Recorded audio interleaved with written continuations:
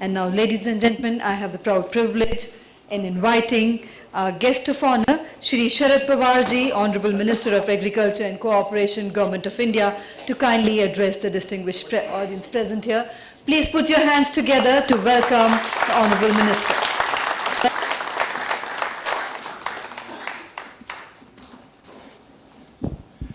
My colleague, Shri Ghulam Nabi Azad, Shri Sarur, Shri P.M. Modi, Shri Wagul,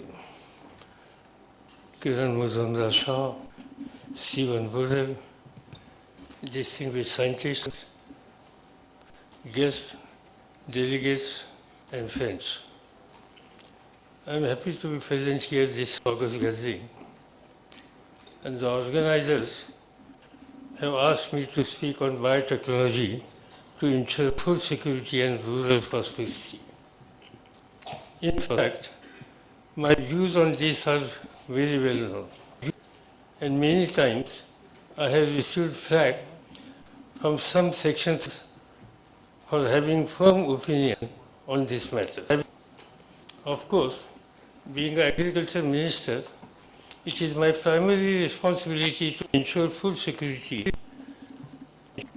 to 1.2 billion plus population and protect the interests of more than 12 crore farming families of this country, and majority of them small and marginal farmers. Let me initiate the discussion by quoting some satisfactory statistics. You all know the agriculture sector has done very well during the 11th plan. On 21st February 2013, while addressing the Parliament, Honorable President of India appreciated our efforts and mentioned that there is reason to cheer on the agriculture fund. The recently released economic survey also mentioned that Indian agriculture is broadly a story of success. In the terminal year of the 11th plan, that is 2011-12, all-time record production was achieved in food grains, that is 259 million tons. Out of that, 100 million tons rice, 95 million tons wheat, 361 million tons of sugarcane, and 35 million bales of the cotton.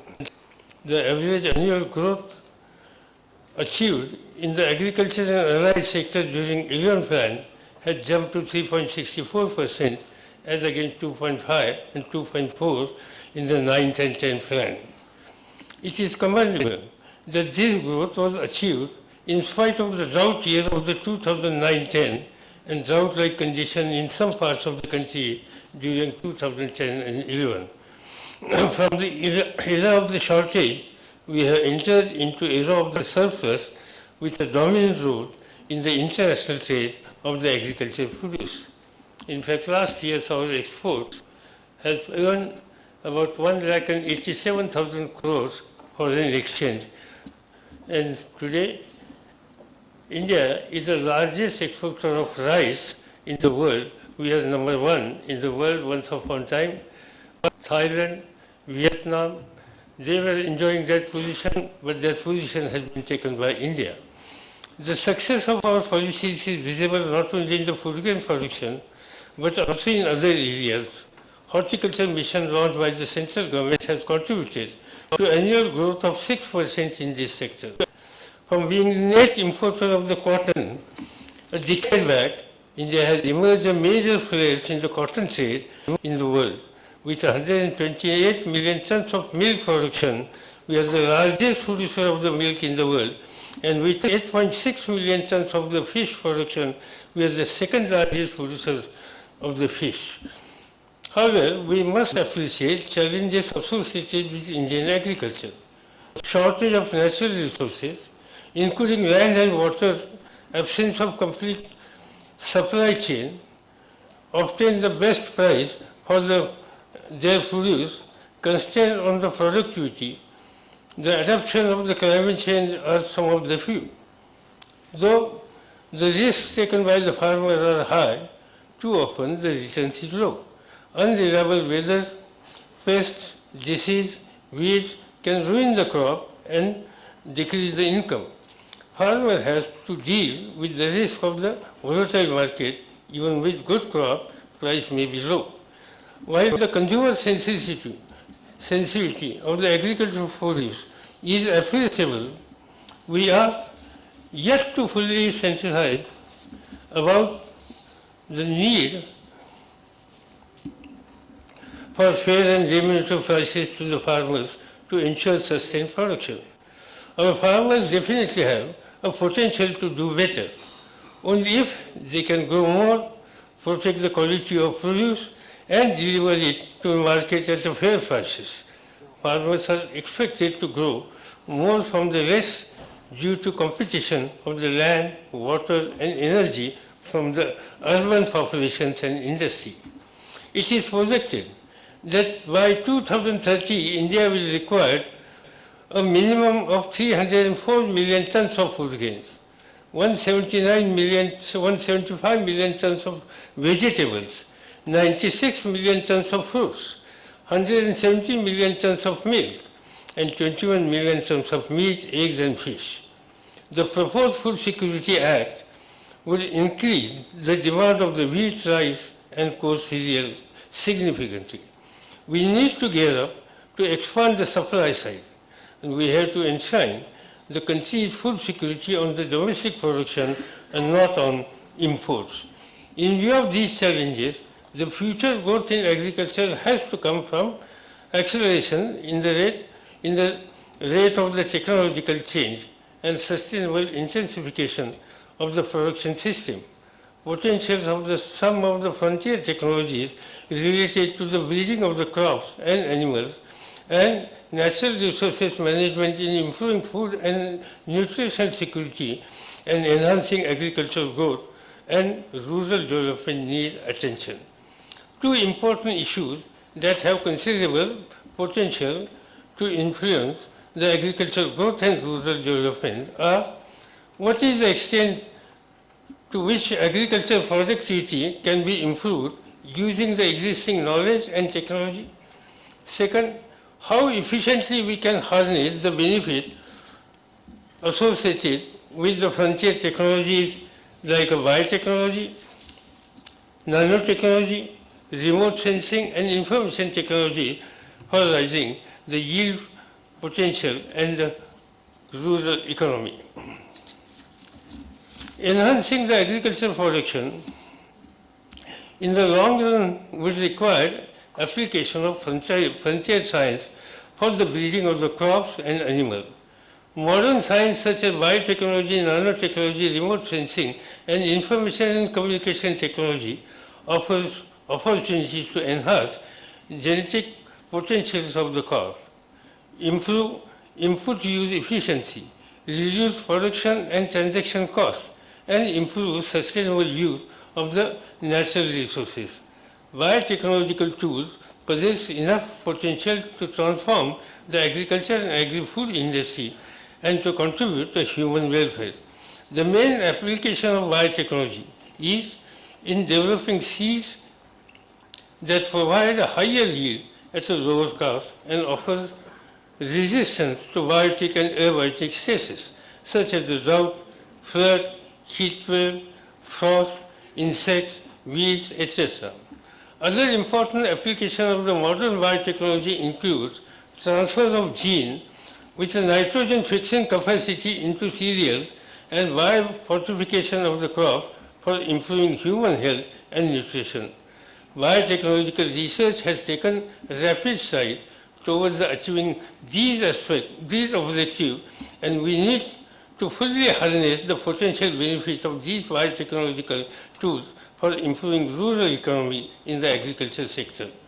Between 1996 and 2010, GM crop has added $78 billion to the global economy by way of improving yield and reducing input costs. Their cultivation could reduce pressure on land and conserve the biodiversity.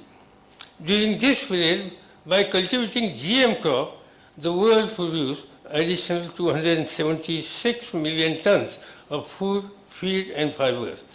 In the absence of GM crop, the world would have required an additional 91 million hectares of the land to produce same amount by using conventional technologies. Further, by reducing pesticide use by 443 million kg, GM crops also reduce environmental footprints of the agriculture. GM crops have potential to also mitigate some of the challenges of the climate change. In 2010 alone, the cultivation of a GM crop resulted in saving over 19 billion kg of CO2 through the reduced use of the fuel and conservation tillage. Currently, 28 countries grow GM crop, with the top 10 each growing more than 1 million hectares. In 2012, a record 170.3 million hectares of GM crop were grown globally. BT cotton was introduced in India 2002, and since then, its area has increased tremendously to occupy close to 90% of the total cotton area in 2011. Let me tell you frankly that my ministry has not taken any program to popularize this particular variety. My own observation, the farming community of this country are more wiser, and they understand which is a better variety for them, which can improve the productivity, and that is the reason to occupy close to 90% total crop area is under BT cotton. Adoption of the BT cotton has transformed India's cotton economy. Farmers in rain-fed areas have also benefited immensely from the technological transformation of the cotton production system. A number of field studies conducted in India have confirmed the economic and environmental benefit of the cultivation of the BT cotton.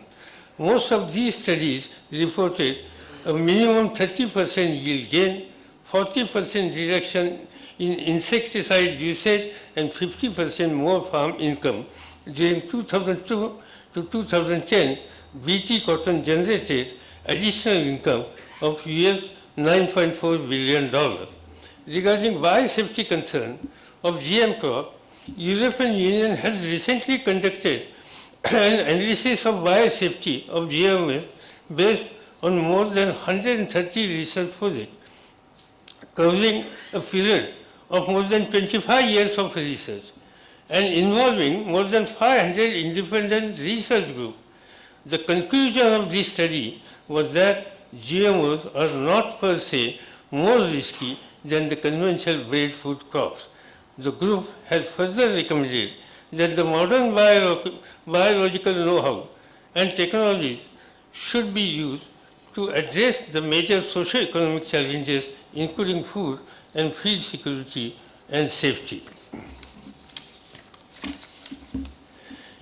Yield enhancement will remain a main focus of the convention as well as the modern biotechnological research. There is a need to develop crop strains that are water and energy efficient, cannot be undermined. Return to investment on the stress-tolerant breeding are expected to be quite attractive. Biotechnology also contributes towards improving the quality of the natural resources. Microbial biotechnology based on base products like a biofertilizer, biopesticides, improve soil health and preserve environment. These are being commercially produced in India. Besides, the microorganisms are also being utilized for the biodegradation of the agriculture and household waste and reclamation of degraded soil. Livestock constitutes an important component of the Indian agriculture, generating the agricultural growth, improving nutritional security, and reducing rural poverty. A number of technologies, both conventional and modern, that are available and have potential to improve animal productivity must be utilized for the commercial use. Artificial insemination is one such technology which is widely used in the animal reproduction for the breeding quality animal. Sex semen technology offers a choice to livestock farmers between the calf and heifer. depending on their relative economic utility and is available for the commercialization in the country. Some advanced breeding technologies such as the embryo transfer, maker assistance, selections have been perfected and need to be transferred to the farmers.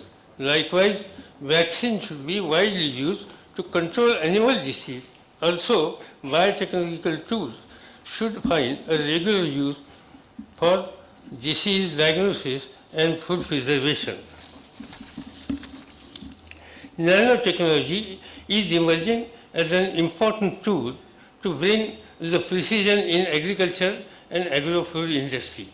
Its potential application in the crop production include controlled release of the pesticides, stabilization of the biopesticide, slow release of the nanomaterial assisted fertilizers, biofertilizers, and micronutrients for the efficient use, and nanomaterial assisted delivery of the genetic material for the crop improvement.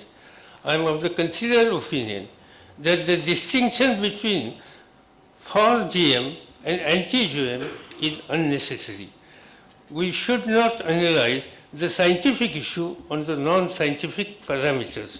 I remember what Prime Minister had said during the Indian Science Congress in Calcutta on 3rd January this year, I quote, "Complex issues such as GM food or nuclear energy could not be settled on faith, emotion, and fear. A scientific approach and the understanding of those issues was as vital as core scientific capabilities," end quote. Let the science tell us what is good and what is not.